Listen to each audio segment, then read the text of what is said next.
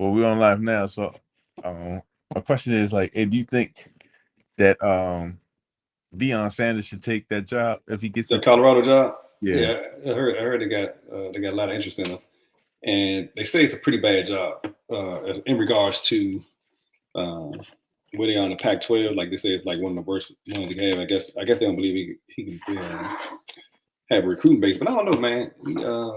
he got a Like squad right now. yeah, my thing is, I think he'll I think initially he'll pop anywhere, right? Just from the popularity and the energy that he brings to a campus, right? But my thing is, I wonder if he should take the a job that hasn't been a good job for a long time. Like should he position himself to try to rebuild a program? You know what I mean? When he first Yeah, goes up. Um, I was thinking that. Well, he'd probably go after his son leaves or right. Travis What, what, Hunt. what, what year is Travis this? Hunter, What year is the son at? sophomore. Son in sophomore? Yep, Dang. I don't know why I thought he at least a junior. yep. Because he just picked up this younger corner, his protege, Travis Hunter. Right. He playing this year, right? This is his first Yeah, year. and he's his freshman, so I'm thinking that he's gonna at least wait, or both of them gonna transfer with them. Good. I'll take the whole team. Shoot, man. They need to get him at one of the programs. They need to get him down to I don't know if Miami would hire him, considering he a Florida State guy, but Miami could use him. They Um, just they just hired the Oregon head coach Istanbul. that's the one that's there now. Yeah, they just hired him. They just Man, paid multi-year terrible. deal from They, Oregon. he's struggling. He is struggling big time. Uh, who else is I know USC, they doing well. UCLA, Yep, they that's had my a team decent right year. there. Um, And yeah, man, I'm Caleb, not Caleb from DC, I think, or from the Gonzaga. quarterback. Yeah, Yeah, I know he played at Gonzaga. yeah. Man, I'm not sure. I'm not sure what other. I haven't taken a look at the landscape to see all the other jobs that out there just that'll be, especially after the season when they get fired. But I don't know. I think it may be. He's in a position. I don't think he has to take the job, and I think that there may be better jobs out there for him. Like if you're gonna go to a Power Five conference, uh, Yeah, I don't think you want to take the bottom feeding teams. right. Not I think necessarily. I think he probably go 2 more years or probably another year, and then he'll probably get better offers. Because I think who Ole Miss? No, not Ole Miss. Mississippi State. One of those coaches got Mississippi fired. Start okay.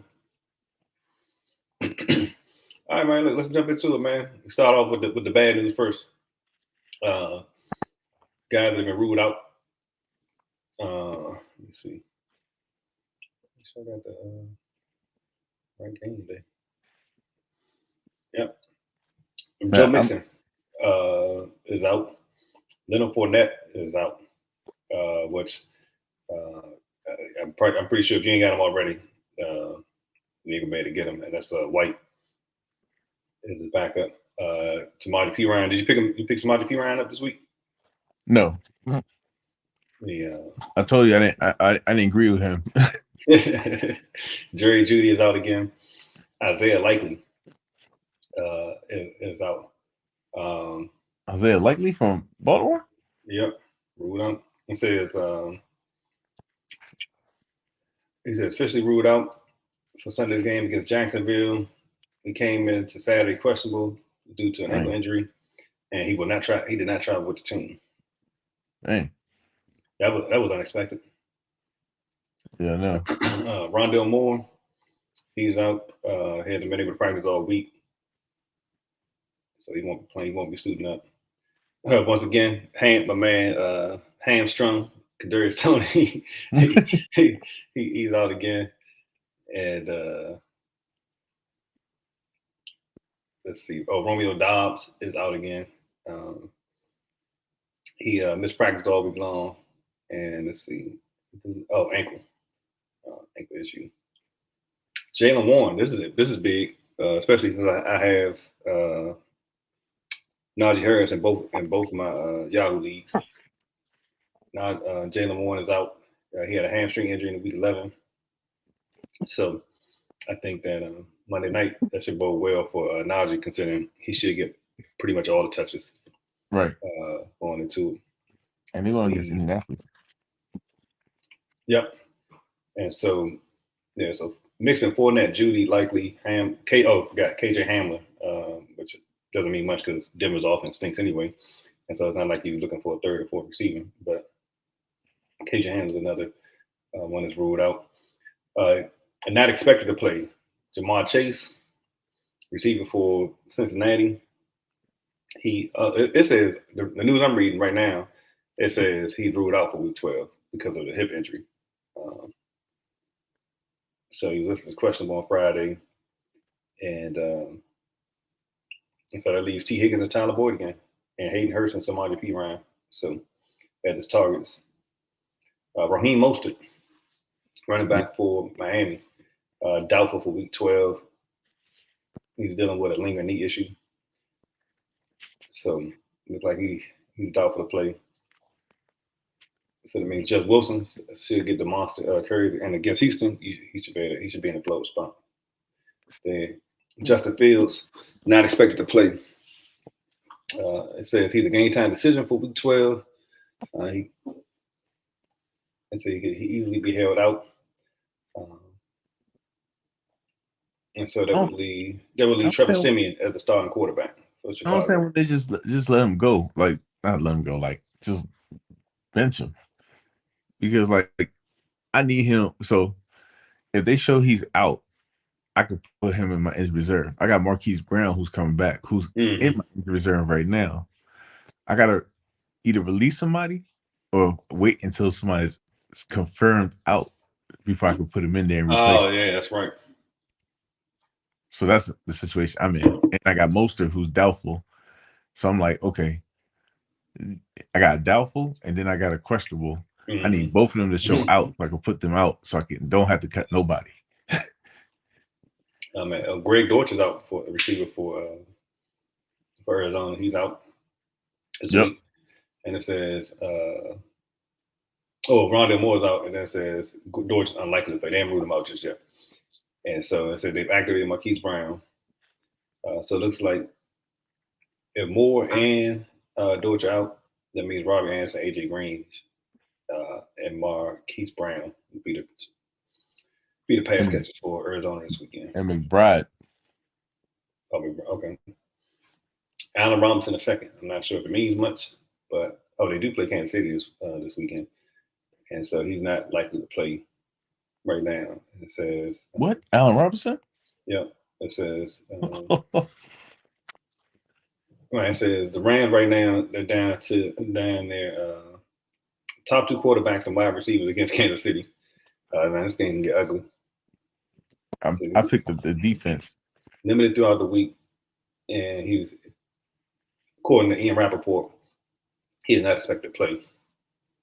Wow, I don't think you play any Rams this weekend. That's crazy.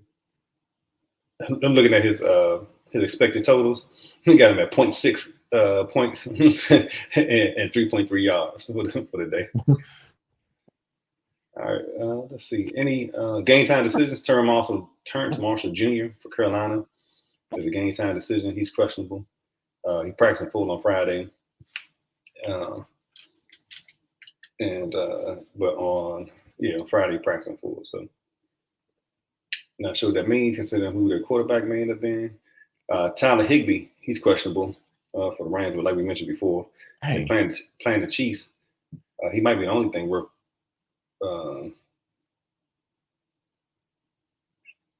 playing for the Rams. So right now he's a tight end 10 in fantasy. He's a tight end 1 weekly based on projected volume. He has a 21% target share, getting 7.3 targets per game, 11% air yard share, and 14th in red zone targets. So his projected volume is decent, but the question is who's going to be throwing the ball, and with so many other weapons out, will he be the focal point of the defense this weekend? So let's see. I think this is. I'm not picking nobody from Rams. Expected to play Gus Edwards. He's expected to suit up after coming back from having knee and hamstring issues. Devin Duvernay is expected to play against the Jaguars this weekend as well. Logan Thomas for Washington is expected to play. And going into the week, he was questionable with a rib injury and illness. Then Josh Jacobs, he's expected to play after dealing with a calf issue all weekend. And Deebo Samuel is expected to play. He was coming to the weekend questionable due to a hamstring, but he practiced in full on Friday, so looks like he could go. All right, man. So let's get into these. Let's recap the Thursday games. So we had they were all some good games. We had that Buffalo Detroit game, man. That actually ended up being. I kind of had a feeling that was going to be just based on Buffalo, having to play in Detroit 2 times in a short week. Kind of had a feeling that would be sneaky, tight game. But the standouts from that game, man, Amon-Ra St. Brown, he ended up with 9 catches, 122, so he got busy. Ended up with 23.4 yards. 23.4 points on Detroit side. Jamal Williams, he was saved by a touchdown. He had 66 yards on 18 carries. With a touchdown. He did lose a fumble. DeAndre Swift only 5 rushing attempts, and he had 8 targets. He actually scored, but they ruled he was down, I think, or they called it back. I can't remember exactly what happened, but I know they put a damper in his production for the weekend. Jared Goff was decent, had 17.5 points. No, 17.6 points. He had 240 yards passing, 2 TDs. So that was decent. On Buffalo's side, Jared Allen, once again, right now he's quarterback 1 going into the Sunday slate. He had 31 points. He had 30.9 and had 78 yards rushing with a touchdown. Yeah, that's crazy. He almost had more rushing touchdowns than his number one receiver. Number one, McKenzie had 6 for 96. Diggs had 8 for 77. Both of them scored a touchdown. So you got production out of both receivers.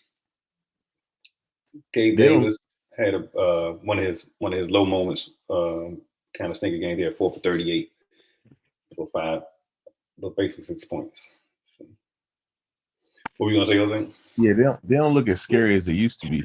No. I think it seemed like they kind of. I know last game they basically focused on the run. They didn't really like. I don't know. They didn't come out and try to dominate. They just looked like they were just basically trying to not. They were just playing not to lose, pretty much.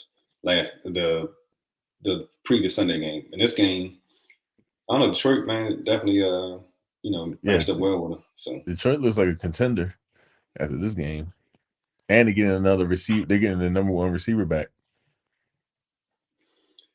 So I don't know if he's going to play Jameis Williamson. Williams. Next game up on the slate was the New England Minnesota game, which was good. Man, the Justin Jefferson does it again, man. No, 9 for 139, average 15.5 yards a catch. Jeez. 1 touchdown. Matt Jones looked good too. Right. He had 1 touchdown. He had 1 receiving touchdown, and was 1 for 1 passing as well. Kirk Cousins had a decent game, right under 300 yards, 3 touchdowns, 1 interception. The lone disappointment, man, was Dalvin Cook. Man, he had 22 carries, 49 yards. He averaged less than 2 yards a carry, which is crazy. Like, you got to try to average less than 2 yards a carry, but if New England defense, they're pretty good against the run. Thielen caught a touchdown. Hawkinson caught a touchdown. It's good to see, man, when with the trade with Hawkinson, that he just came right in. And his numbers went up. Yeah. So, I mean, you got production from both kickers this game. Joseph had 3 extra points, 2 field goals made. He gave you 9 points. And Nick Folk had 4 field goals made, 2 extra points. He gave you 15. So, for on the New England side, like I said, Mac Jones had 2 touchdowns, 382 yards passing. Wow. He's number 2 going into the weekend. Kirk Cousins number 3 at the moment. Ramondre Stevenson, he had seven carries for 36 yards, which is interesting. That's the first time I actually really got to see him like, and he looked good. He had to. Yeah, this is one of the first times they had the whole slate to themselves during that game. So, but he has not only had 36 yards rushing, where he averaged 5 yards a carry, but he had 9 receptions on 10 targets for 76 yards. Interesting enough, though, Nelson Aguilar and Hunter Henry were the recipients of the 2 touchdown passes. So there was a Devontae Parker sighting, 4 for 80. I know he's just inconsistent. Right. Well, I don't know. Maybe it's Mac Jones that's inconsistent. And unfortunately, because I know he got the talent. Parker got the talent. They got receivers. They got Myers. They got Parker. They got Kendrick Bourne. They got Nelson Aguilera, and then they got Hunter Henry, and then Jonas Smith. So they got weapons. I don't know what it is. Man, so let me see something. So this is what happened. I had to play Jacoby Myers, and I thought that I wasn't sure what the situation would look like, but I basically had to play. I had to choose between playing Jacoby Myers or Deontay Johnson from Pittsburgh, right? Who's barely. I hope he did Myers. So I did Myers, right? So Myers didn't have a blow up game. He underperformed. He ended up with 9.2 points. The crazy thing is though, is that I was able to pick up Ayuk, who. Hold up, you should have started Ayuk. He didn't clear waivers to Saturday. Oh.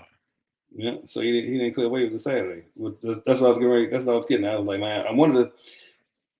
I got Ayuk, and now I got the other 2 receivers are Olave and Keenan Allen, so I can't put them ahead of it. I don't know. I would put them in probably for the Olave right now. They playing San Francisco defense.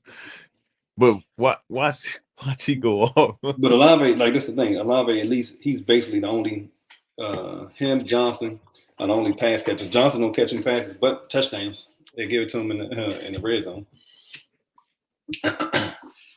Let's see. Yeah, man, it would help Miles if he just got a touchdown. It would look a whole lot. They would look a whole lot better. I had Miles last year. He didn't give me a touchdown at all. At all. Nope. I had him in one of my leagues too. Never. He gave you 7 catches every game, like 70 yards, and he would not give you a touchdown at all. Let's see. Last game of the evening, the New York Giants lost to the Cowboys 28-20. Dak Prescott, he gave you pedestrian numbers at 16.8 points, 2 touchdowns. He also had 2 interceptions. One of which was kind of like a tip ball that should have been caught. Zeke Elliott gave you 92 yards and a touchdown, right? Pollard gave good. He averaged almost 6 yards a carry. Pollard gave you 60. He actually outcarried Zeke 18-16 and only gave you 60 yards, an average of 3.3.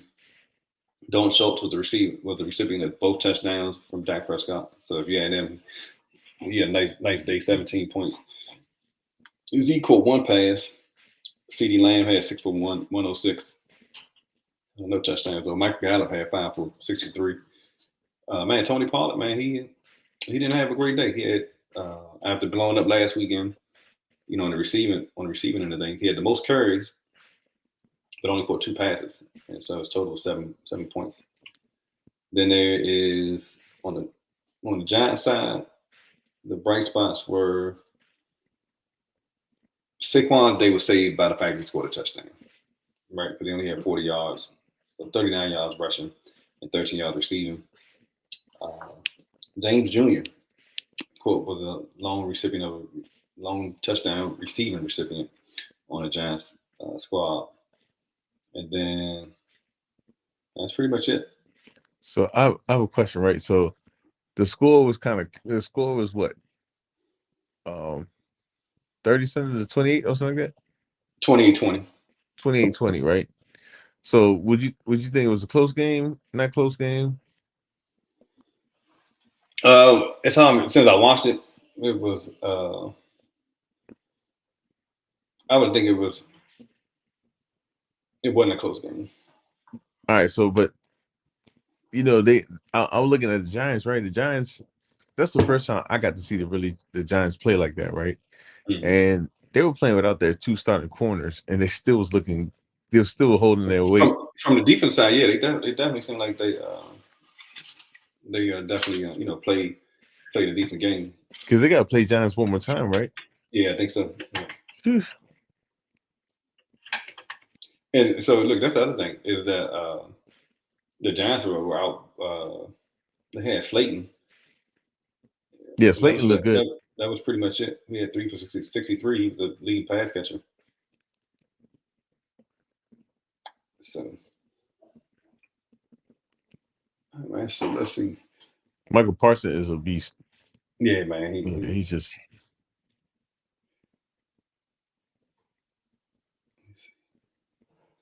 All right. So let's get into this week's slate of games, man. Let's see what's popping.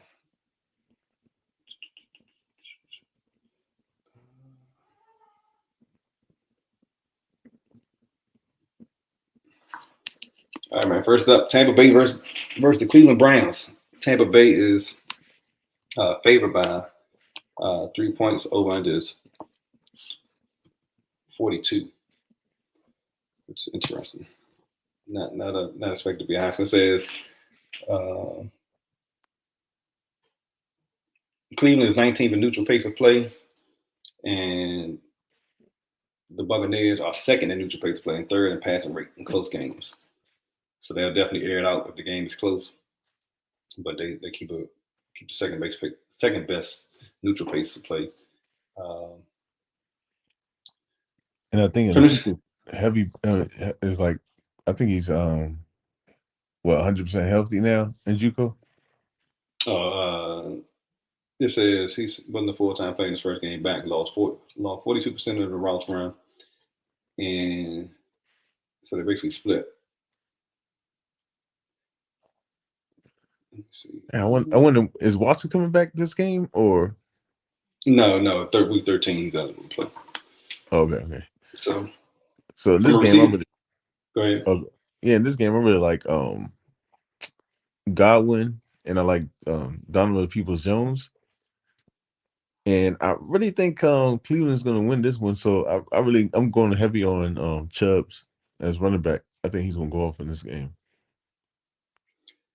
Man, would you believe I told you? What do you think Tom Brady ranks and fantasy quarter QB? What's his QB rank for this year? Probably like 8th or 10th. He's QB 22 and fantasy points per game. And he only had 2 QB1 weeks all year, which is crazy. And look, Jacoby Brissett in his last 3 weeks, he's been QB 10 and QB 4. Yeah, so he had two top 10 fantasy weeks. Oh, I can see that. Yeah, because that's when he started. That's when he finalized the divorce. No, this is Jacoby Brissett. Had 2 top 10. Two of his last 3 weeks, he's been top 10 QB. That's surprising. Let's see. It says Brissett has been extremely good against pressure this year, and he ranks 11 in pressure passing grade, 3rd in pressure yards per attempt, and 10th in pressure adjusted completion. So basically, against pressure, he's doing pretty good. So he's listed as a QB. They got him QB2, borderline QB1. On the run side of things, man, Kareem Hunt has basically become invisible at this point in time. So I had to basically drop him in a couple leagues, just from injuries and buys. Uh, and the great thing is, I don't think anybody picked him up. Like, that show you how far he fell this year. Yeah. And the crazy thing, like, I don't think his talent has gone anywhere. They just won't give him, like, after he had that trade, man, they just stop playing. Nick Chubb, he's RB5 on the year, so you definitely be playing him. Rashad White, you got to play him. Uh, because the last time we saw him in week 10, he had 22 carries for 105 yards. And when Fournette was out. So it says, since week 6, the Browns are 20th in rushing yards per game, 31st in EPA per rush, 29th in explosive run rate allowed. So they got White kind of like a borderline RB1, high upside RB2. So you said you like Godwin this weekend. Yeah. What about Julio Jones?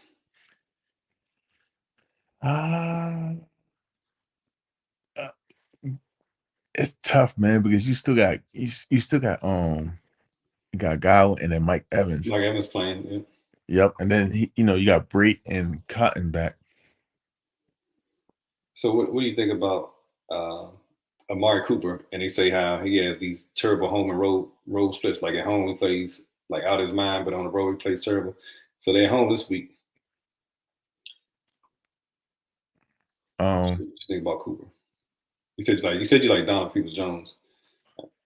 I think Cooper's gonna get his numbers. I'm looking. The reason why I picked Donovan Peoples-Jones is because of his value. Just if you need somebody, he's always like he's not his roster. I think is like what 40%, 30%, something like that. He might have went up, but I think he's a sneaky play because everybody's gonna be looking at Amari Cooper. It says since week 4, Cooper has seen only 32% of his target volume against zone, ranking 37, and PFF grade 34 and yards per run route against zone coverage. And it says the Buccaneers have utilized their corners in zone coverage 61 to 69% of their snaps. So basically, against zone, his numbers don't look that great. He's saying he worked best against man coverage. And 73% of his routes will be run against Carlton Davis, who had a 60% catch rate and 94% passer rating, and Jamel Dean, 51% catch rate and 57%. I mean, what you think about him? Do you like him? Man, he's always like for where what he's projected. He's always been too up and down for me, like in head to head. So I like the idea of Peoples-Jones being a sleeper this week. But I mean, if you got Cooper, I think you got to play him. Like if he's on your roster, more likely. Definitely. So I agree with you. Man, Cincinnati Titans. Oh, I said Cincinnati Titans. Cincinnati Bengals versus the Tennessee Titans. Cincinnati's favored by 2.5, and the over-under is 43.5 points. We already know that Tennessee has the lowest pace of play based on the fact they run the ball. They're gonna bludgeon you to death on the ground. And it says Cincinnati has dropped to 18th in pace of play, despite passing the most in neutral play, in neutral situations. So Tannehill, from a quarterback standpoint, Tannehill, since he came back, he's been QB9 and QB12 over the last 2 weeks. And let's see, and the Bengals are missing their top corner, right? And they are 24th in passing yards per game, 21st per dropback, and 21st in explosive pass rate. So their defense can be had in the pass game. The question is if Ryan Tannehill will get enough opportunities. See, I think Trayvon Burke, I think he's gonna have Traylon Burke. I think he's gonna have another good game. I don't think he's gonna blow him out, but I really think Tannehill's trying to get into a flow now. Just by seeing his game last week, he's looking better as a passer. If they can add that passing element to that running game, they can really make a push for the playoffs, which I think they're trying to do. So I really think it's going to be more balanced, but I think it's going to be more opportunity for Burke to get some yards this game if you're trying to find a sleeper. But I think it's going to be the Higgins and Boyd show. Let's see. Who would you so Traylon Burks right now? He's kind of ranked. He's kind of in the same mix between.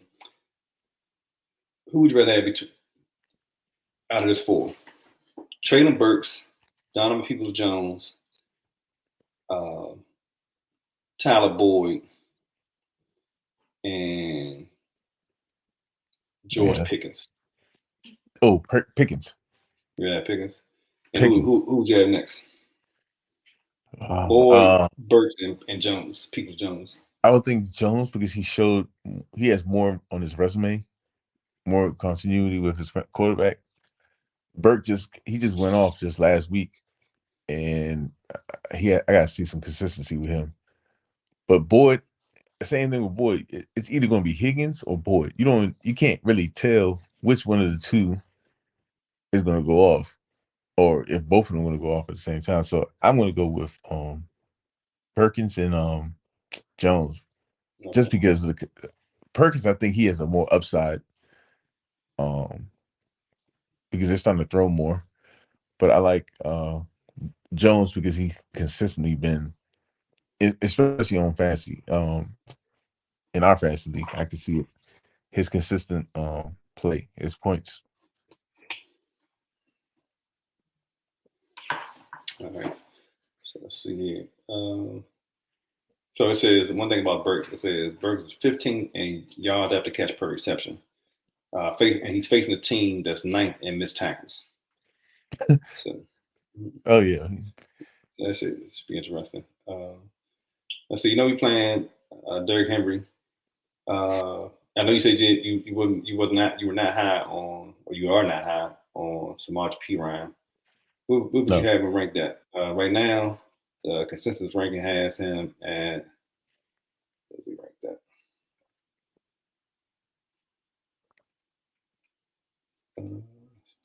I mean, they got him ranked RB30, right? RB30 right now. But they got him ranked behind Brian Robinson Jr., Pacheco, Zeke Elliott, Tavius Murray, and Deontay Foreman.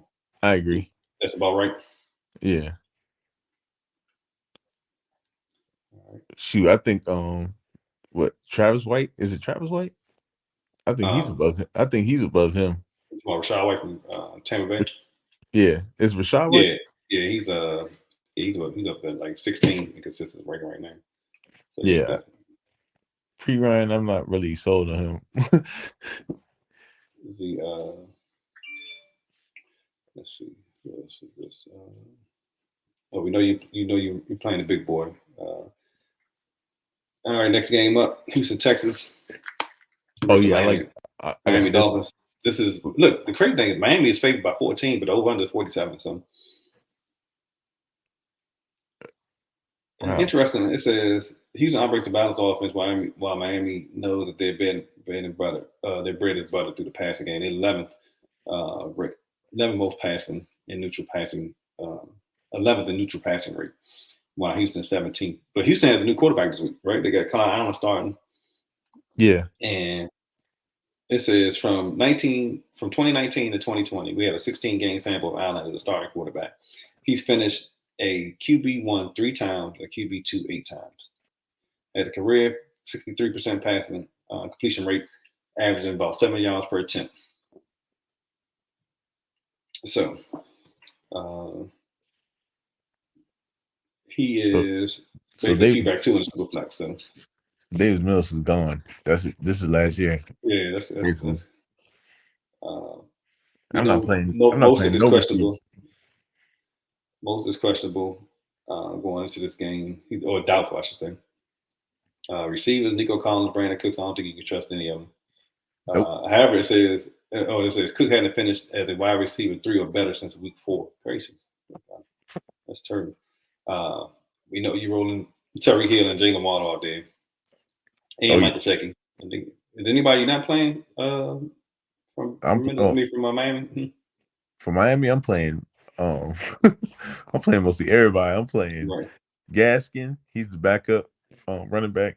I'm playing Ahmad. What's this? Shalid Ahmad or something like that. Last name's Ahmad. Running back. He's like the third string. Um, I see him getting some yards. And Wilson, of course, you got to start Wilson. I even like Trent Sherfield in this game because I think for me, I think at one point in this game, it's going to be so much of a blowout that they're going to take out the starters and then put in some of the backups in. So I I really do see that coming in this game, but I do also have Damian Pierce. I think he's gonna do some. Hey, look, who is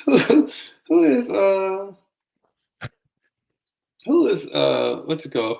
Who team is my team is ass in our league? Who's that? I don't know, but he got a good squad. I don't know why. Oh, they say my team is ass. Oh, right. But I was just saying he picked up Mike Gesicki on Thursday, so that must have been he must have been a free agent. Yeah, he was a free agent. Oh man, my team is ass. Who is that? How do you know that was the Ge- name in our? Gene, see, this was Gene mess up, right? Gene sent a message that says, "Hey, put the link on how to watch the fantasy chats, Mr. Miller." Right? Well, you just need to go to YouTube. He Go got to the link though. YouTube. Done No, remember we messed Oh up. yeah, yeah, He that's needs to right. go to YouTube and look it from there because I'll send it to him, but he be Yeah, tripping when he says I'm when he say send a link. It's about to like you send it send to a link him. to converse with us. Right. Let me see something real quick. I'll put it up. But yeah, my team's there. I still don't know who that is yet. I don't know, but he actually has a good squad. The What was it? Oh, so what do you think about Damian Pierce, right? It says he's RB19 in fantasy this year, and he said he's 8th in red zone touches, but 25th in total touchdowns. Right? He only has 4 touchdowns on the year, even though he's 8th in red zone touches. Which technically it would say that he's due for some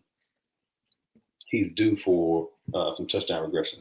Right? That number should start to tick up. And it said after starting the year as a run stopping behemoth, the Dolphins have displayed holes since week 5. They're 17th in rushing yards per game, 24th in EPA per rush, and 21st in explosive run rate. Right, and it says Pierce also gets a 9.4% target share that he can use, considering that Miami is 29th and against pass catching backs. So, Yeah, and I think he's gonna go off in this game. I really think I honestly see him getting because he's the only weapon on that team right now. yeah, pretty much. And I mean, so look, so you know my theory, right? Is that games where you get the backup quarterback who you don't have Yeah, any film on, they usually put up a pretty good fight because you don't know what to expect right away. right. So I And can I see honestly have to it being a agree with sneaky you on close that. game. I've never thought that way, but you have shown me examples, and I'm sold now. I'm not gonna question you no more. See, all right, next game up, we got Bears versus the Jets. Man, the Jets are favored by 5.5 points, but you got two of the worst. Well, I You got take that Matt back. I was White, gonna say, yeah, I was gonna say Mike we got a new quarterback Mike White. for the Jets, and Fields is questionable. So So this um, is time you get some of the receivers from the Jets because they might go. Their value might go up. right. Now look, so just to tell you, so how I saw that Gasecki got picked up, right? I was looking to see if any of the Jets receivers are still out there. They still out there. I don't know. I was checking. Well, even at you still got Conklin, so he's the tight end. When Flacco was out there, he was averaging about like what 12 points to 10 to 12 points in fantasy. But then as soon as Zach Wilson came in, his value went down. And same thing with Garrett Wilson. Garrett Wilson was like the top 10 receivers in targets and yardage, and then all of a sudden he just dropped. mm-hmm. So I'm hoping that he gets that. He gets with Mike. See, I wish they put Flacco in, but with White, I don't know what he's gonna do, and I don't know if they're gonna bench him in the I, mid I and wish, just I and put wish, Flacco in. man, I was hoping they put Flacco in. I know Man, if they put Flacco in, I'm definitely picking up Garrett Wilson and yeah, that's gonna be a passing bonanza. Uh, he must have had some issue with them because they put him to third quarterback.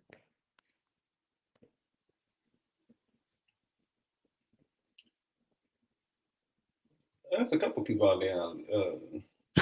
And You might see the whole Jets offense. so Garrett Wilson is still available, What? And as well as Ali? yeah. That's not Garrett Wilson. What's his name? Yeah, Garrett Wilson. That's his name. And Ali? Hold up. Oh man, hold up. Too late. You about to make me look for real. No, he's available, and George Pickens. Oh my goodness.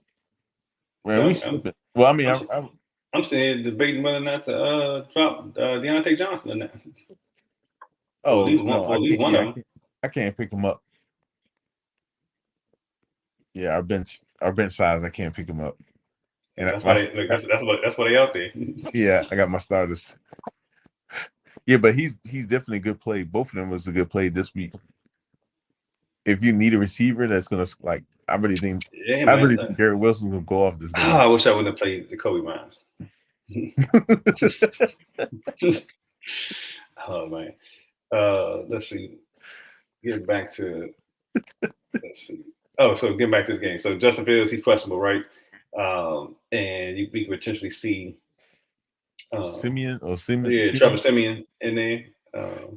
It says, and the question, I guess the question is, will Justin Fields, if he decides to play, the Jets remain a top tier pass defense, ranking 10th in passing yards, second per drop back, and fifth in explosive pass rate allowed, right? So he's definitely borderline QB1 if he plays, because it would be interesting to see how much running he does. Mike White, they said he had a 4-game stretch. We've seen Mike White under center, and he didn't look good. I don't know, why did they pick Mike White instead of Flacco? I don't understand it. I I don't get don't that. know either. I tell you, I think he had like something because he got pushed down all the way to 3, depth chart 3. Like he was just starting just what a month ago. Right. For the running backs right now, Dave Montgomery has the backfield to himself, and maybe have it even more if Fields in the plan because Herbert is out. On the Jet side, you got Carter and Robinson, right? And so they split the early down work, but Carter gets most of the lead back duties. He's averaging weeks 8 through 11. This is what the breakdown looks like. Michael Carter they both have 18 attempts between Carter and James Robinson.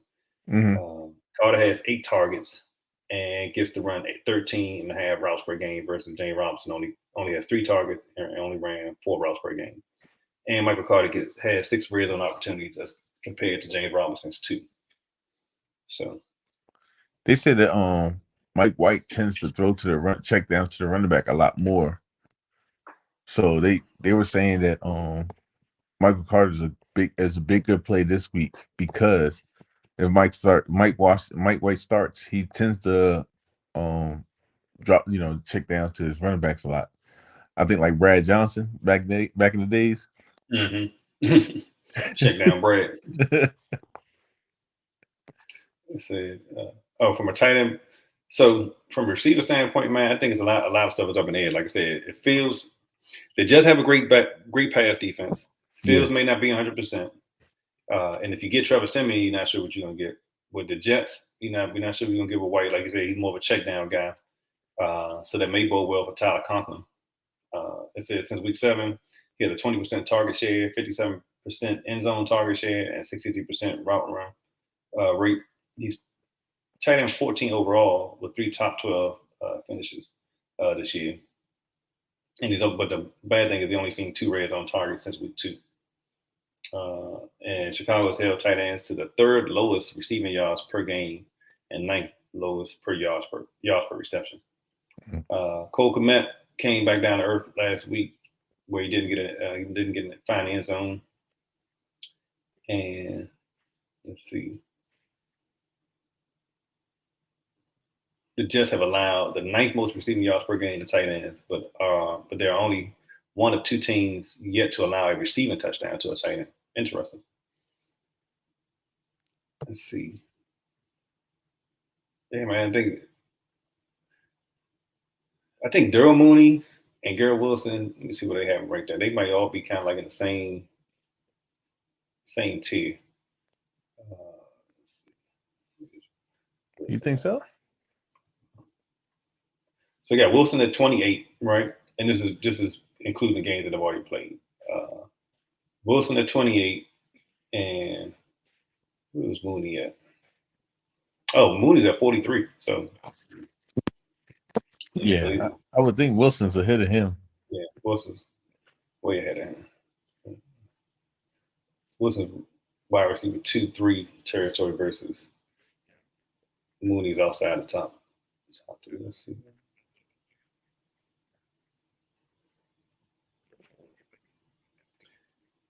And we've yet to see Chase Claypool have any impact in the game yet. So next up, Falcons versus Commanders. Washington favored by 4. Oh yeah, I like this one. I definitely think we're gonna. They said that the play volume in this game would be disgusting. Each of these teams is incredibly slow in neutral situations. Washington is 24, Atlanta 26, and they both run the ball more in neutral situations, where Atlanta is number 2 and Washington is number 6. Wow. So don't expect a whole lot of points. Taylor Heineke is a QB2 in 3 of his 5 starts. He's finished as QB 15th or higher. He has QB 13, QB 8, QB 15. It says because he had thrown for a touchdown in the last 2 weeks, his floor is bottomed out. It says Heineke is duking it out with Mariota for the ugliest starting QB play in the NFL. It says luckily for Heineke, the Falcons are still a horrible pass defense. Since week 6, they are 30th in pass defense, DVOA, and rank 27th in passing yards per game, 25th in EPA per dropback. So we've seen the Carolina Panthers have a good day passing the ball against Atlanta, so we know they can be had on the passing side of things. Who you see going off? Go ahead. Who you see going off against for Washington? So I'm looking. It says I see McLaurin. Like I got to go with McLaurin because he they said they got a shirt out there with Taylor Heineke, and it says it's like F it. F it. McLaurin is down there somewhere. And so it says, he's selling it. Yeah, Heineke selling it. Yeah, Heineke's selling those shirts. So McLaurin, he had a bad week last week, right? It says wide receiver 43 last week was his lowest. It says, but since week 7, he's been a wide receiver 11, 17, 26, and 10. With Heineke chucking them the ball. So he's still a wide receiver 2. He's running against AJ Terrell, which you get a 68% catch rate and 130 passer rating against him, and Darren Hall 70% catch rate with 112 passer rating. So I definitely can see him going off this week. Curtis Samuel actually has a more difficult matchup in that he'd be facing against Isaiah Oliver, which you got an 80% catch rate, but a 76.6% passer rating. So. It says, not counting the fluke week against Minnesota, Samuel has one top 36 wide receiver finish with Heineke at QB. So it'd be interesting to see what Logan Thomas does this weekend. Yeah, I think he's after. I think his injury kind of like slowed him down. And last week showed me like he's starting to get back into the flow of things. So I'm seeing him. Like if he can get added into that offense, I think that's going to open up the offense too as well. Because he's like 6'7", I think. Yeah, I don't like anybody in Atlanta's backfield just based on the fact that Washington defense is pretty good. They have an elite run defense since week 6. Yeah. So So you don't like Patterson on this one? nope. It says since his return, he averaged 10 touches, 44 total yards. And so basically, it's between him and Tyler Algier splitting the carries because he is 49% of the touches, and Algier gets what is it, 46, 47%, because Caleb Huntley takes 4% of those. Yeah, man, it's too messy. Because you got to depend on them to get the score a touchdown on special teams. Like otherwise, the day would have been terrible last week.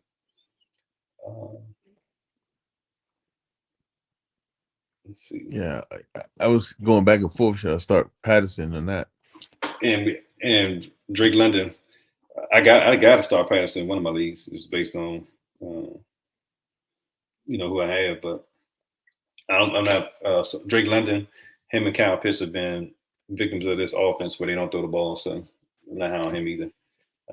Especially he's going against Kendall Fuller half the time. Yeah. And I do want to call out. We called out Kyle Fuller for like, is it Kyle Fuller? Kendall Fuller. We called him out last week, and he went off and gets a pick 6. Oh yeah. I was talking to myself. I was like, I got Patterson starting. I'm like, damn, I don't have anybody I can put in there. I got Jerick McKinnon and Dante Hilliard that I could potentially put in place of Cordell Patterson. Ew, that sounds nasty. Yeah, it don't sound like a lot of fun. But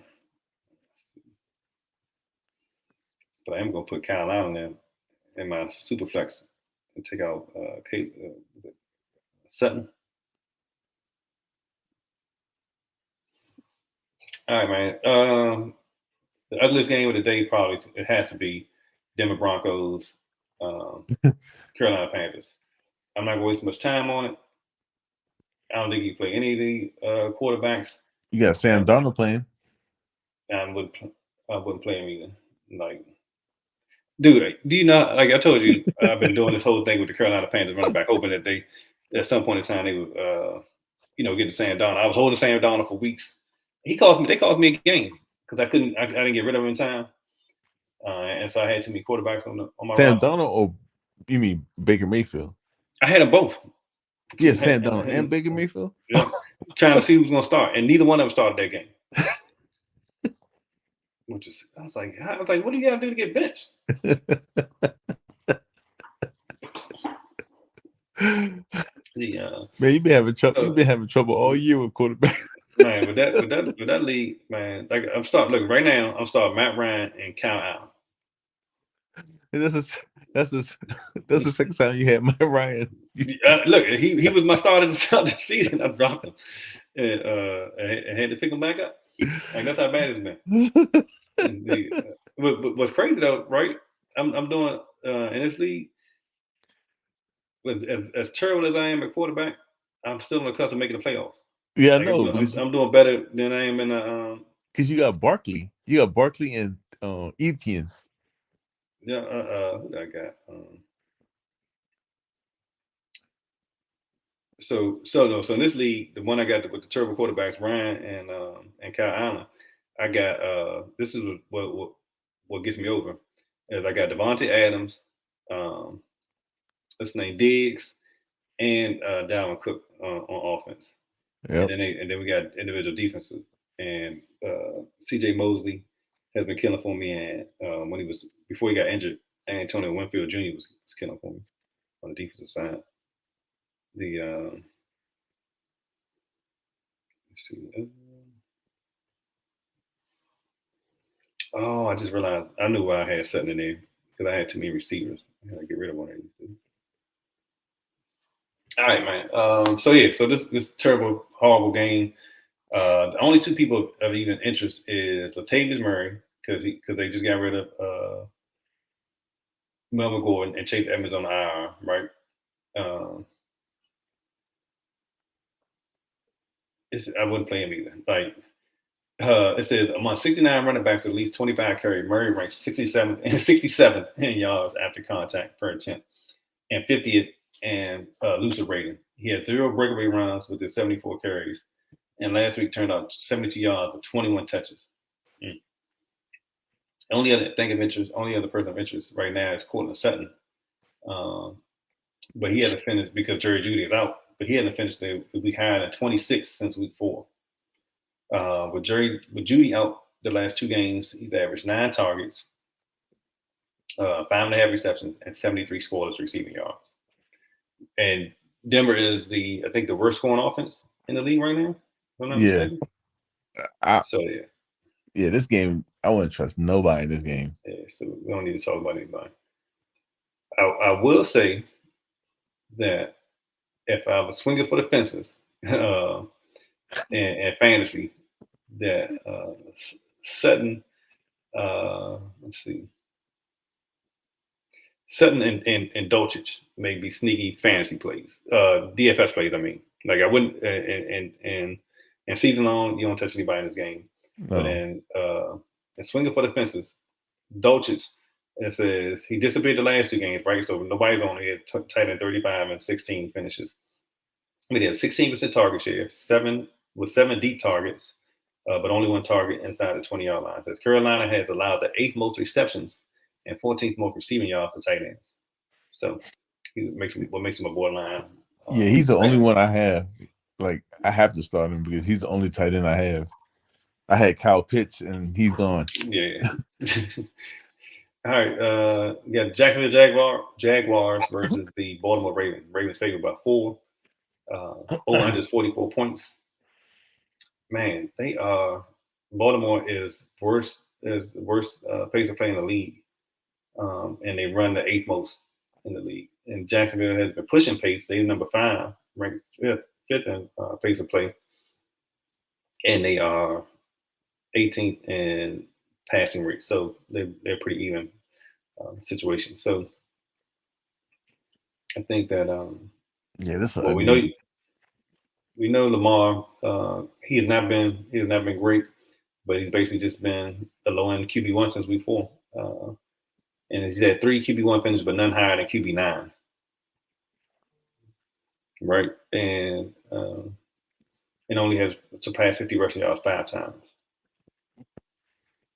And so without it, his production would be even worse. Or point output would be even worse.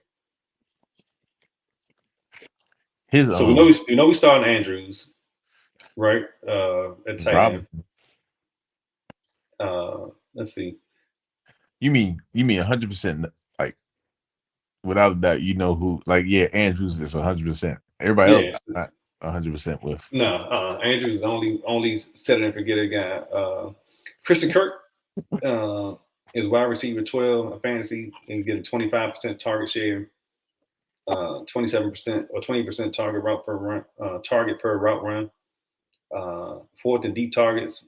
So it says the Ravens have split slot coverage over the last few weeks between Marlon Humphrey and Kyle Hamilton. So Kirk is the wide receiver 2 this week. Oh, if he goes against Hamilton, Kirk is going to toast him. So, man, Marlon Humphrey has 72% catch rate, but he has a 52.8% pass rate. So that's not. Let's see. It says since week 7, Travis Etienne. Since week 7, Etienne's played at least 78% of the snaps, getting 26 touches, 128 total yards. In his last 6 games, Etienne has only once finished lower than RB22. He's 7th in breakaway run rate, 24 in evaded tackles, and 18th in yards created per touch. I didn't know that was a stat. Yards created per touch. he'll have his hands full. It says Ravens run defense has been a brick wall since week 6. They are second in rushing yards per game, 11th in EPA per rush, and first in explosive run rate allowed. Yeah, especially when they got that the linebacker, man. He just solidified that defense. I don't see. I think the league has caught up to Ethan's play. Mm-hmm. That's just my observation. Same thing with Barkley. You know, I think Barkley is killing it this year, but I think the league caught up to their offense. It's either caught up to the offense or caught up to how the style he plays or whatever. But you know how sometimes they catch up to your offense. You got to figure out like a next wrinkle of your play. Right. Yeah, I think they caught up to Etienne. I think he's still a good back, but I don't think he's gonna be putting up the numbers he was before.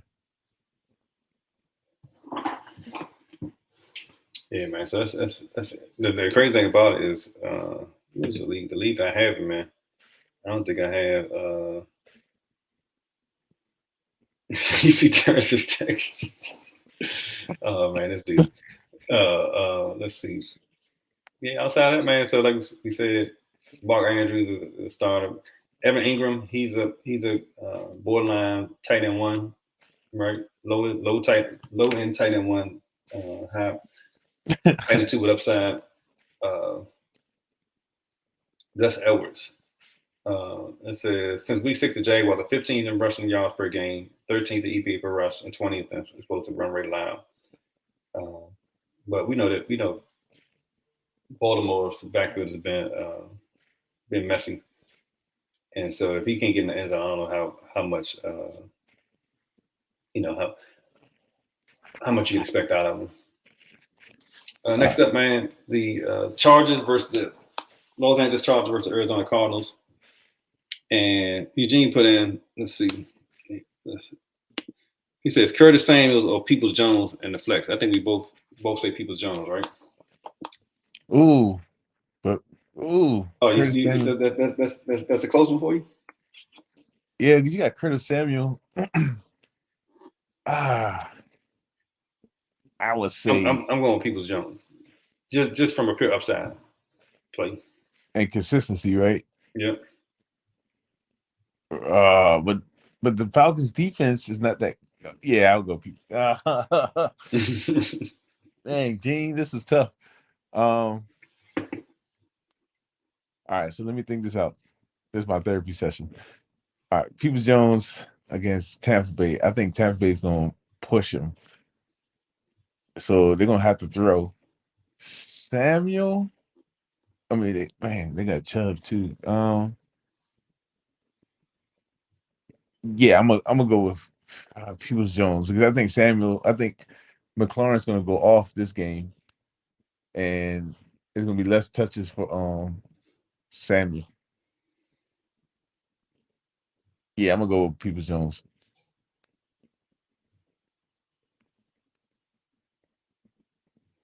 All right, well, there you have it. The sweep for Peoples Jones. The people have been heard. The people have spoken. All right. So this game, Arizona Cardinals, Los Angeles Chargers. We talked about Arizona basically having a lot of injuries right now. Kyler Murray is back from injury, so he practiced all week, so we got him going. From a pace of play game, it says this is arguably the best game environment for a ton of plays and pass attempts. Each team ranks in the top 10 in neutral pace. Chargers first, Arizona's third, and they both rank eighth and ninth in passing rate in neutral pace of play, neutral game situation. We know Eckler is still RB1 on the year. James Conner, man, he's come on strong. It says he's played 96% of the snaps in week 10. Last week, snap count got hit or took a ding because they pulled the starters late because he was getting pummeled by San Francisco. But since week 6, the Chargers remain one of the worst run defenses in the NFL. They rank 31st in rushing yards per game and 28th in EPA per rush, and have allowed the third most fantasy points per game to running backs. So I think if you got Connor, you playing him and look for a good upside at RB1. Once again, Mike Williams is out this week. So you got Josh Palmer. I actually think Josh Palmer plays better as the wide receiver 2 than he does at when both receivers are out. So Keenan Allen, he's a low end wide receiver 1, high end wide receiver 2 this week. And it says Hopkins, he still basically is receiving monster target share. And so with Wandale Moore being out and Greg Dortch not practicing all week. Listen, I think Marquise Brown and Hopkins are gonna go. I think Cardinals are gonna destroy them. I think my gut. The reason why I think that I don't know if they go. I don't know when I say this, when I say I agree, I definitely think the offense is in a position to blow up only because they can't stop the run, right? So if they can't stop James Conner and they got a matchup with DeAndre Hopkins and about Marquise Brown coming back, I think they can and Kyler Murray playing, it's full go. I definitely think they're gonna have a blow up game this week from an offensive standpoint. I don't know if they'll blow the Chargers out, but I definitely think they're gonna put a lot of points up. I definitely see that. Yeah, I think so too. I think it's gonna be a good shootout, but I really think. I mean, at first, like Arizona, I thought Arizona, like Cliff Kingsbury, that offense kind of sucks. But the weapons they have, if they have Rondale Moore too as well, I really think they can really show off what the offense can be. But so check this out. So going to the tight end position, it says Gerald Everett, right? He was inactive last week, but he practiced full Thursday and Friday and has no injury designation as of this morning. And he's currently tight end 9 fantasy points per game. And he's going against Arizona, who has allowed the second highest catch rate, the most receiving yards per game, and the most fantasy points per game to the tight end position. So tell me that's not a DFS pick if you ever seen one. And if you got him, I'd say you would play him this week as well. All right, man. Next game up, Seattle, the Las Vegas Raiders versus Seattle Seahawks. Seattle -4. Well, it's favored by 4. And the over-under on this is 47.5 points. So that's another blow-up spot as well. What do you think? What's your thoughts on this one? Man, I'm shoot on. I think he's playing everybody. I'm stacking up. I'm stacking Geno, the 2 receivers, Lockett and Metcalf, and then on the opposite side, I'm doing Carr, Adams, and Jacobs. And the thing is, you could also stack Walker if you wanted to, but like I think that's too expensive. But yeah, I think this is real because both defense you could pass on. Mm-hmm.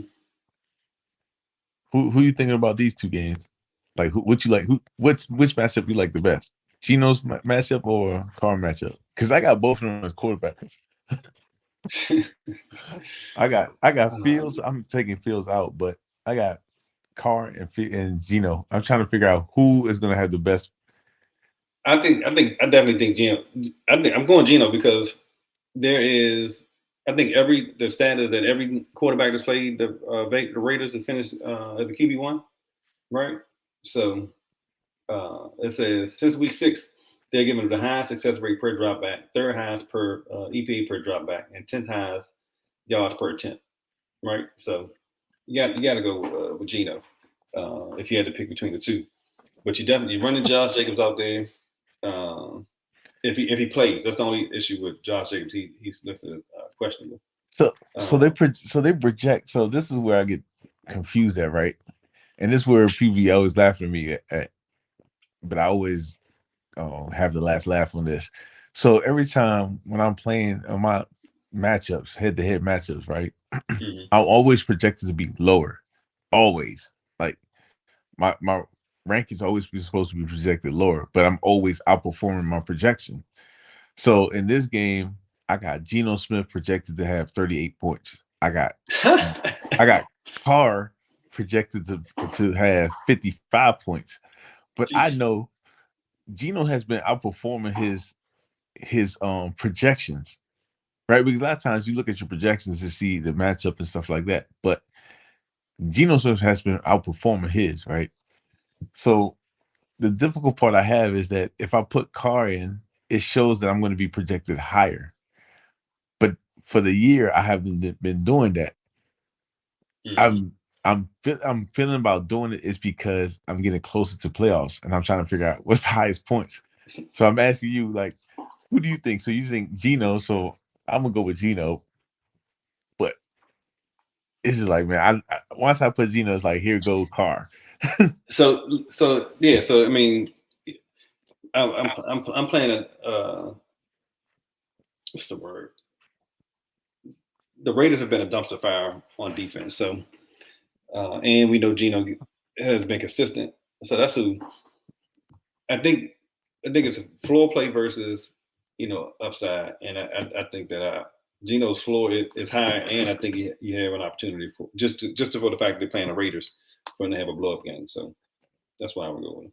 This at Seahawks or at Raiders? At Seattle. Oh, okay, yeah, I'm going with Geno. Here's what I found. Siri want to help us out. Man, Siri, listen to our conversation, man. I'm telling you. Dang phones. Let's see. All right. So look, just to I would have been off the floor if she said, yeah, go with Geno. I know, right? You know what, matter if I wanted to, can it work? Who should I play in fantasy? Geno Smith or Derek Carr? Here's what I found. It says, who should I start? Geno Smith. This is from Fantasy Pros. Pass it to another expert.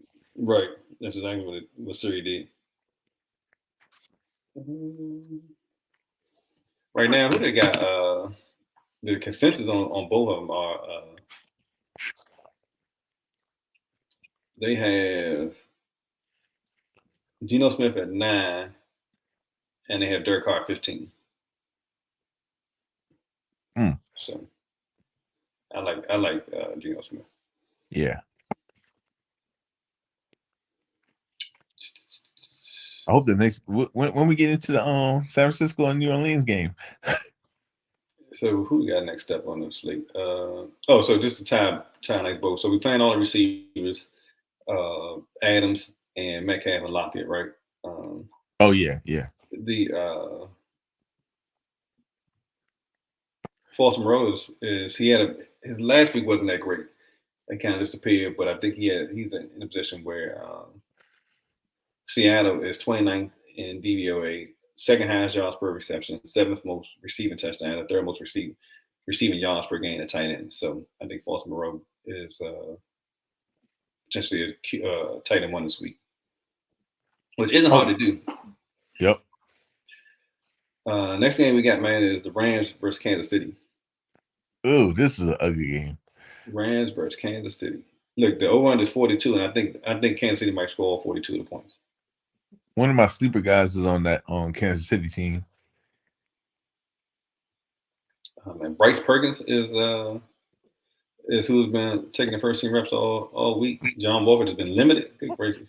I think he's going to do good. I think Perkins is going to do good. I seen him last year. He was doing well last year, and he's a mobile quarterback. So, like you said, I'm going with your stat. When you get a new quarterback in, it's gonna be hard to kind of like. So I got him, right. Yeah, that's true. Yep. I got him and Atwell, the receiver, going on. It says from a receiving standpoint, Juju Smith-Schuster practiced all week. It says he's finished as a wide receiver 1 at number 7, 8, and 4 in his last 3-4 games tied. We have Patrick Mahomes. So definitely get him out there. I got Skylar Moore as my one of my sleepers when we go over like sleepers for the week. Okay. All right, man. So I think you run all your Kansas City Chiefs out there. Oh yeah, Pachenko on them.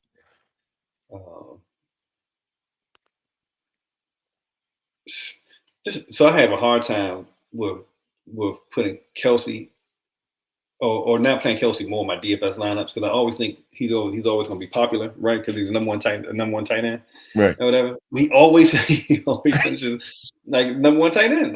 Like I don't know. I guess he's guaranteed, man. You gotta start him. At least you cancel him out in front of everybody. Like if everybody using him, at least you can't say that you got beat by him. Right. You know, right. let it get beat by somebody else. Oh man. Let's see. New Orleans Saints, San Francisco 49ers. San Fran is favored by 8.5. This might get ugly. Over under is 43.5 points. I don't think you could play Andy Dalton even if you need a streamer. No. Because San Francisco, their defense is crazy right now. Yeah, the D line is gonna get at him. Right now, from a rushing standpoint, San Francisco has given up the third fewest fantasy points per game since week 6. The third fewest.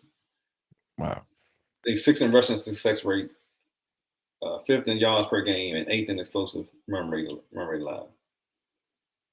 You definitely starting McCaffrey. You starting. I guess here's the question. So Debo had a big game last week. He has an injury designation going into this week. But with him playing well, we know Kittle played well last week. Even though they said they're looking and New Orleans ranking against the tight ends has been pretty good. They said they first in DVO against tight ends, holding them to the lowest catch rate, 8th lowest yards per game, and only 1 receiving touchdown. So I think this might be an opportunity for Brandon Ayuk if George Kittle gets bottled up. Ayuk may get an opportunity to get some more work. Yeah, so I still think Kittle gonna get some work in because the thing is it's different stages of the different levels that they gotta take care of, you know. So the defense is gonna be stressed out. They're gonna have to take care of running backs catching out the backfield. Tight ends can catch, receivers can catch, so it's gonna stress the defense out. So I really think I definitely think Ayuk's gonna have a good game. I don't see Debo really playing too much this game. And if he doesn't play, I see Jawan Jennings getting some play or McLeod, but it's going to be mostly McCaffrey. I think McCaffrey's going to go off a little bit in this game. I think Elijah Mitchell's going to have a good game.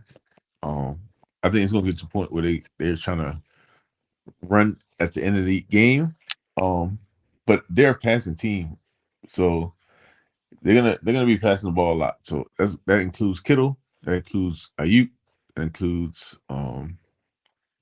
McCaffrey and Kyle Juszczyk.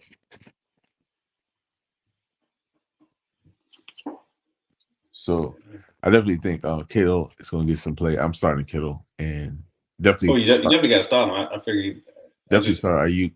Not sure if you get the same smash spot you got last week.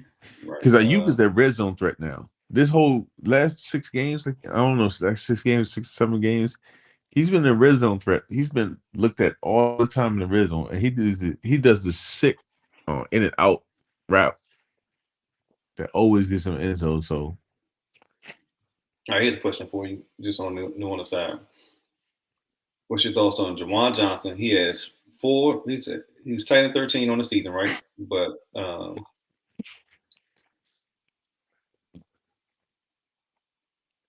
let's see, and he's been a top 10. He's had been top 8 finish in 4 of his last 5 games. So he's had 4 of his last 5 games. He's been tight end 2, 8, 4, and 6, and it's basically just off the pure fact that he catches nothing but touchdowns.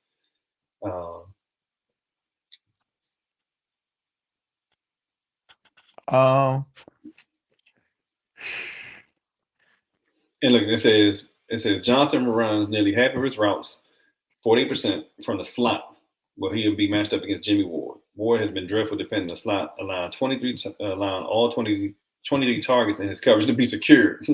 Yeah, but But Ward 13. can cover tight ends. That's right. Though. Johnson is a tight end one. Is what they're projecting to be a tight end one this week. Yeah, Ward is so. The misconception about Ward, yeah, he can't cover receivers and stuff like that. But if from safety he can cover, like what he does, he can't play 100% nickel.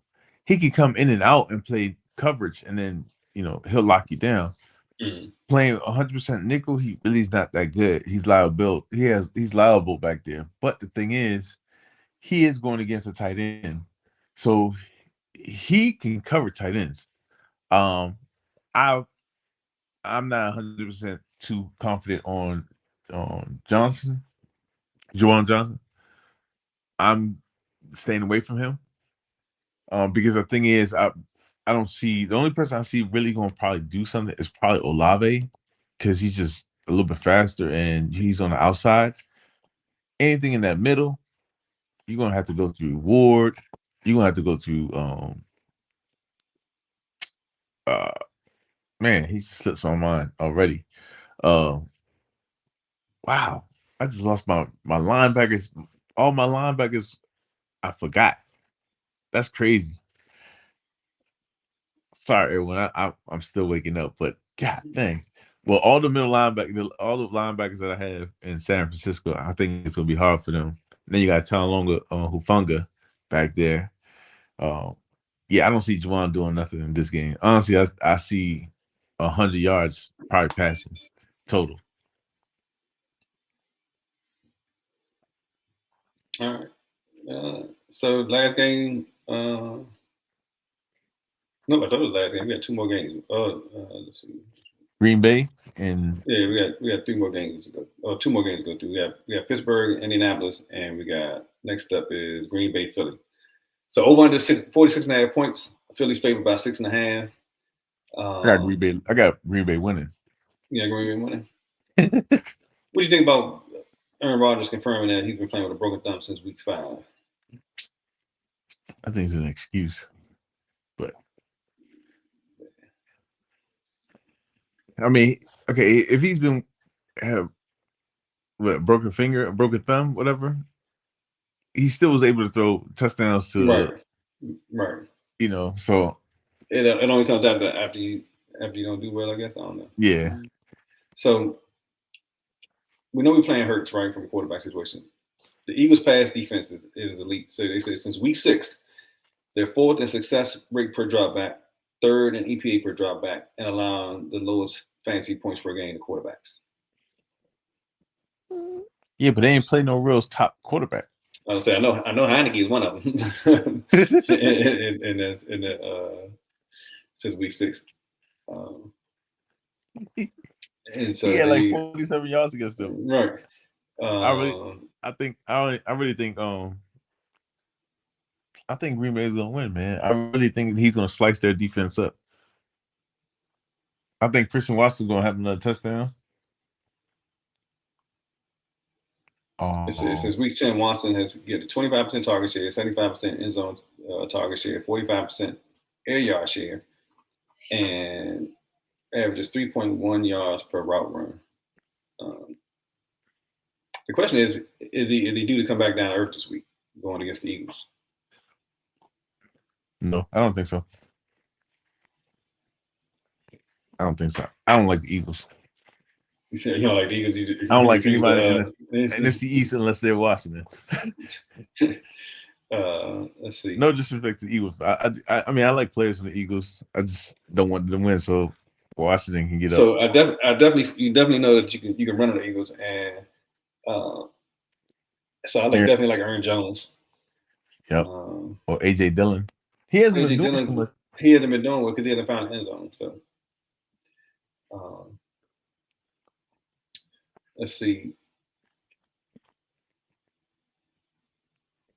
Yeah, I think if you got AJ Brown, you're playing him. Devontae Smith. They're playing zone coverage this week. As well Green Bay plays. So Devontae Smith could find some good production because it says 58% of his target volume against zone coverage. He rates 15 for PFS receiving grade. Pro Football Focus, and 17th in yards per route run, in zone coverage. So, all right, next up, last game on the slate. Looks like another stinker, and that's Indianapolis favored by 2.5 over the Pittsburgh Steelers. Over under 39 points. The Steelers actually ranked 9th in neutral pace of play and 13th in passing rate. They haven't been that great. And they got TJ Watt back, so the defense got to step up a little bit. I'm liking Najee Harris, like I said, because Jalen Warren is not taking his carries this week because he's likely to be out. And so I think he's gonna get that value. What Gene is always hopping on. Najee Harris is just based on value gonna get the production. So I need him to get all 25, whatever carries he gets. Man, I just don't like anybody from. Let me not say that. I like Pickens more than I like Deontay Johnson. Yeah, I like Pickens and Fairmouth and Harris. Yeah. So Fairmouth, it says, is the tight end 7 with the second most deep targets among tight ends. It says Indy is 27th against tight ends, allowing the third highest catch rate to the position. So yeah, you got to. You said 7th in deep passing. Fairmouth is tight end 7 with the second most deep targets among tight ends. Oh wow. Yeah. I didn't know that. And without Claypool playing in the middle, he's getting all those targets down the middle of the field. So yeah, Fairmouth is in a blow spot this week. I like Alex Pierce and Look, I was gonna say I like Paris Campbell. It says so look, it says in Matt Ryan's last 4 starts, Campbell has 24% target share, 40% end zone target share, and 1.73 yards per route run. He's finished as a wide receiver 9, 5, 11, and 32 in those games with at least 57 receiving yards each week. In that 4-game span, he has 4 red zone targets. And so right now he's ranked as a wide receiver 3. But I think he's in a position where he can potentially blow. What you like about Alex Pierce? I think So what you think Matt Ryan is gonna own? I think Matt Ryan might have a 300-yard game on this game.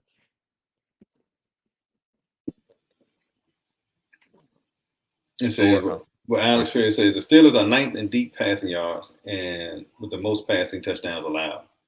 It says if you're in deep leagues, you're looking at a viable flex. It says he's been the Colts' deep weapon with 10 deep targets. So let's see here. So look, Jonathan Taylor, he's been back, man, and playing well. It says after playing 94% of the snaps in week 10, he has 75% of the snaps in week 11. Right, he looks healthy, and so I think you definitely rolled him out. He's the volume-based RB1, so I think him and Najee Harris are probably kind of the same boat. If they get the volume, they'll produce. So yeah, man, that's it. That's all the games. Since we kind of running over, what do you have for your? Give me 5 sleepers. Yeah, I got Myles Gaskins from Miami. Okay. I got Alec Pierce from Indianapolis. Perkins. I know he's not a sleeper, but from where? I know he's not really under people's window. Who's that? And what team do you play with? George Pickens or Perkins? Pickens? Oh, Pickens. Yeah, Pickens from Pittsburgh. Yeah, from Pittsburgh. Okay. Elijah Mitchell. I know he's the second string. And tight end, I got to go with Dulich because somebody has to score for them. somebody has to catch the ball. And any of the receivers from, I think Garrett Wilson is going to have a good game against, for the Jets. And if you need another tight end, Foster Monroe as well. So those are my sleepers, and people I think that's gonna have a good game. So if you for DraftKings or for like any type of fantasy that you need to pick them, daily pick them.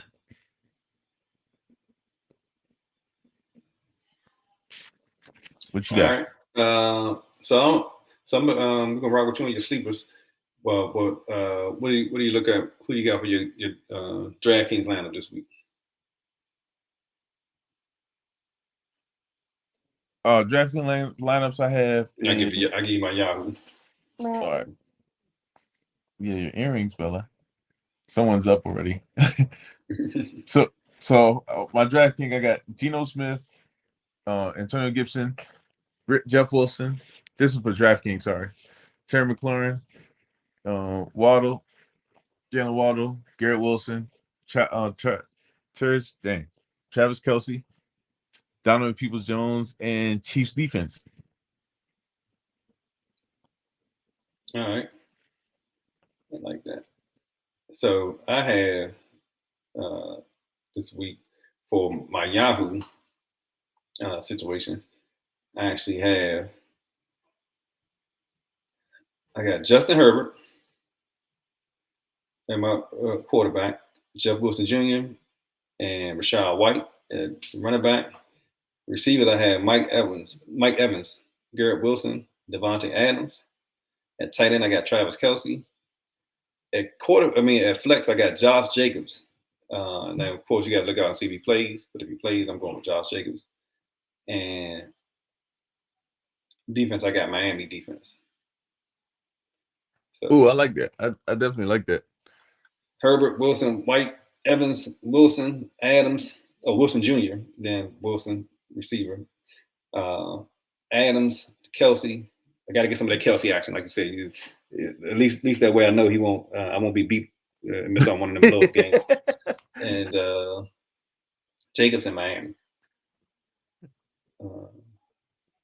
Yeah, I definitely like Miami defense too. I wonder if I put instead of putting. All right, so that's what we go with that. All right, man. So that's it. And best of luck, except for you playing me. Yes. No. Yeah. Best of luck, except for you. You beat us twice already. I'm trying to get my money back this week. I didn't put the line up there. I'm playing against y'all, so definitely I didn't give you my secrets on that one. I don't want you to say. Speaking of it, let me go ahead and put my my line up there. Yeah, I gotta do a little couple more research before I put my line up to get my money back this week. You went 2 in a row already. Man, I'm telling you, man, I need my money, man. Come in with all the cookie. No cookie. Bella wakes up asking for cookie. Starting early. See your cookie. All right, so if it's right on time. If it is right on. Exactly. All right, man. I told you. All right, man.